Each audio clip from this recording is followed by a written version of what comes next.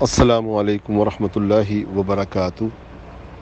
عظمت صحابہ کرام رضوان علیہم اجمعین کے عنوان سے آج جس شخصیت کا ہم نے انتخاب کیا ہے، حضرت عمر بن خطاب رضی اللہ تعالی عنہ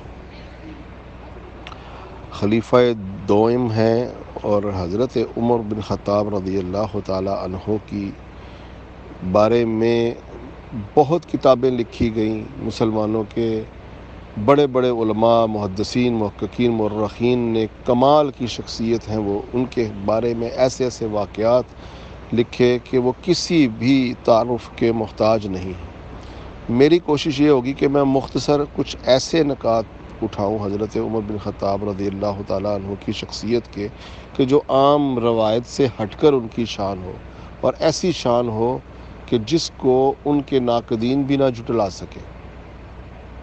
مثال کے طور پر پہلے تو حضرت عمر بن خطاب رضی اللہ تعالیٰ عنہ قرآن کی روح سے سابقون الاولون صحابہ کرام میں سے ہیں، مہاجر ہیں، ہجرت کی، بدر، احد، خندق، بیت رضوان، ہر جنگ میں نبی علیہ الصلوۃ والسلام کے ساتھ رہ کے جنت کی بشارتوں کو پایا۔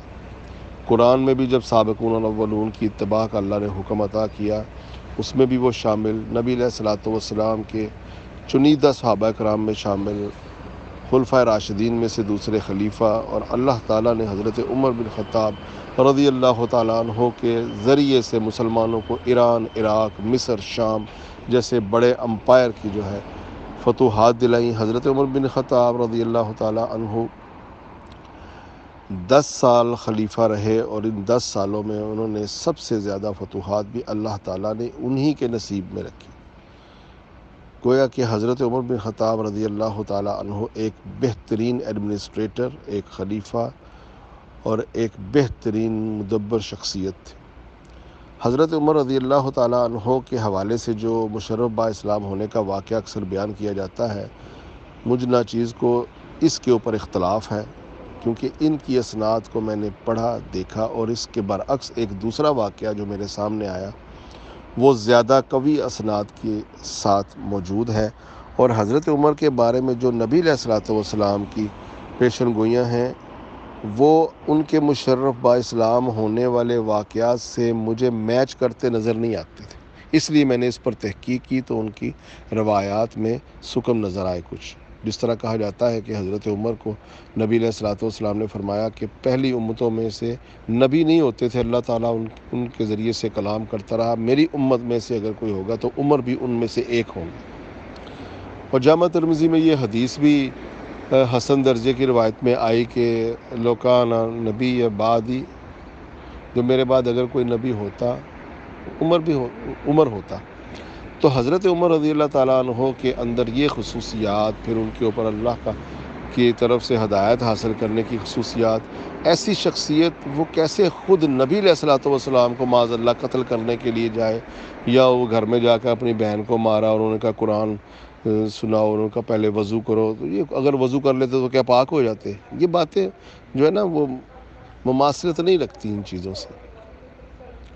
حضرت عمر رضی اللہ تعالیٰ عنہ کی ایک کزن تھی حضرت نائلہ رضی اللہ تعالیٰ عنہ، برابری کے لوگوں میں سے تھے، وہ مسلمان ہو چکی تھی۔ ایک دن حضرت عمر گھر آئے تو دیکھا وہ اپنا سب سامان، زمین جائیداد، سب کچھ ایسے چھوڑ کر جا رہی ہیں۔ انہوں نے پوچھا آپ کہاں جا رہے ہیں؟ انہوں نے کہا ہم ہجرت کر رہے ہیں سمندر پار حبشہ کی طرف، ہم مسلمان ہو چکے ہیں، تم لوگ ہمیں جینے نہیں دیتے، ہم پر ظلم و زیادتیاں ہوتی ہیں، تو ہم یہ جگہ ہی چھوڑ کر جا رہے ہیں، ہم اسلام نہیں چھوڑ سکتے۔ اس پر حضرت عمر بڑے پریشان ہوئے، ایسی کون سی چیز ان کو حاصل ہوئی ہے کہ ہماری برابری کے لوگوں میں سے ہیں، زمینیں ہیں، جائیدادیں ہیں، سب کچھ گھر بار چھوڑ کر مسافر ہونے لگے؟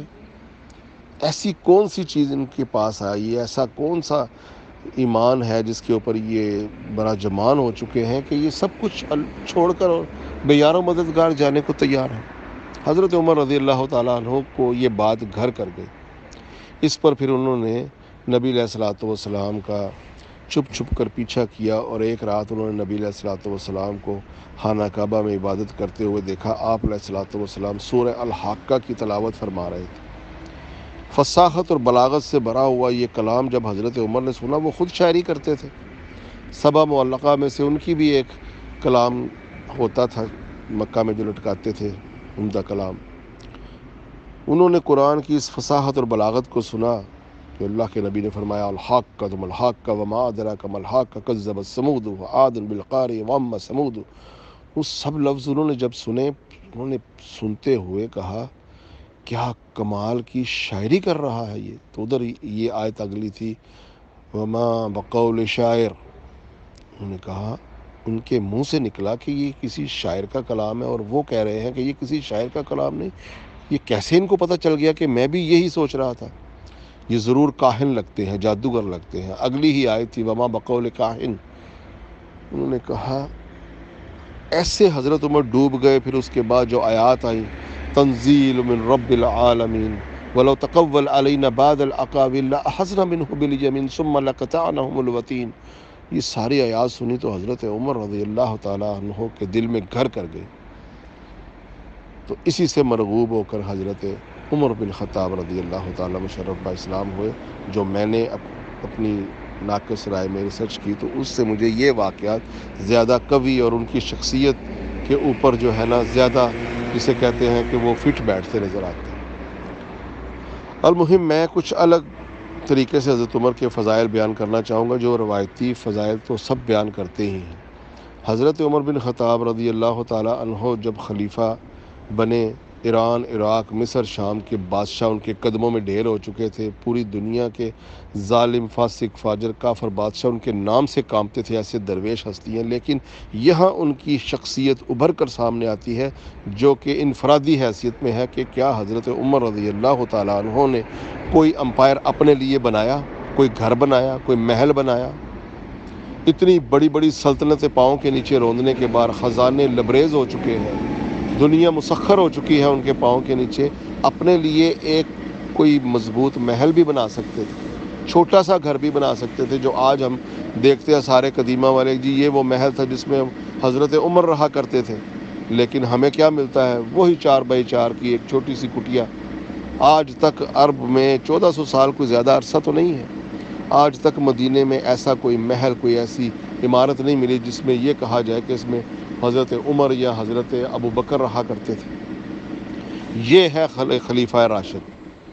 ایک ہی کرتا ہے اور مسجد میں لیٹ ہو جاتے ہیں اور لوگ کہتے ہیں کہ عمر آپ نے ہمیں تنگ کیا، آپ نے ہمیں انتظار کروایا. فرمایا کہ ایک ہی کرتا تھا، اس کو دھو کر سوکھنے کے لیے رکھا ہوا تھا.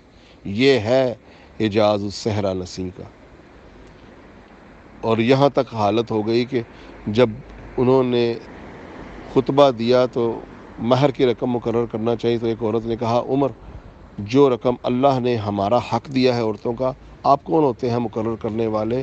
کوئی اور حاکم ہوتا اس کو قید کروا کے گردن اڑوا دیتا.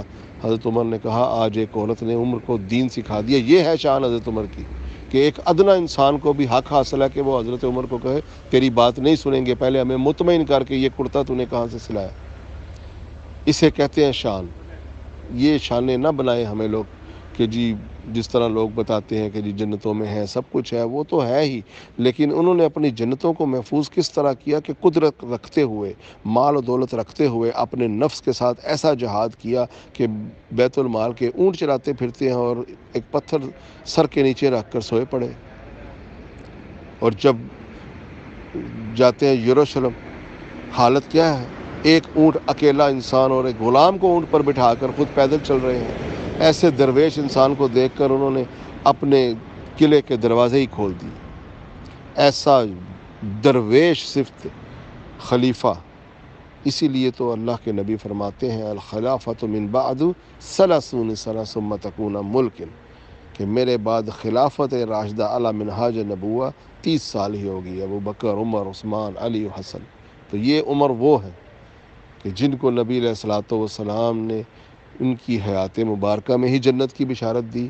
اور اتنے فضائل ہیں کہ اب 10 منٹ کا کلپ بھی چھوٹا پڑ جاتا ہے. تو حضرت عمر کی جو انفرادی حیثیت یہ ہے کہ جو بات 30 سال کے بعد والے بادشاہوں میں نہیں ملتی، کہ ادنا سا انسان بھی عمر بن خطاب سے سوال کر سکتا ہے اور مطمئن کرنا پڑتا ہے. اور اپنی حالت یہ ہے کہ ایک شہد کا چمچ بھی طبیب نے بتایا کہ آپ استعمال کریں تو ممبر پر کھڑے ہو کر لوگوں سے اجازت طلب کر رہے ہیں. اور مقام یہ ہے کہ ایران، عراق، مصر، شام کے سونے کے بھرے ہوئے تخت اور تاج اور خزانے پاؤں کے نیچے روند کر کھڑے ہیں. اللہ تعالی حضرت عمر بن خطاب رضی اللہ تعالی عنہ کے مقامات اور درجات جنتوں میں بلند سے بلند تر فرمائے، آمین۔ السلام علیکم ورحمۃ اللہ۔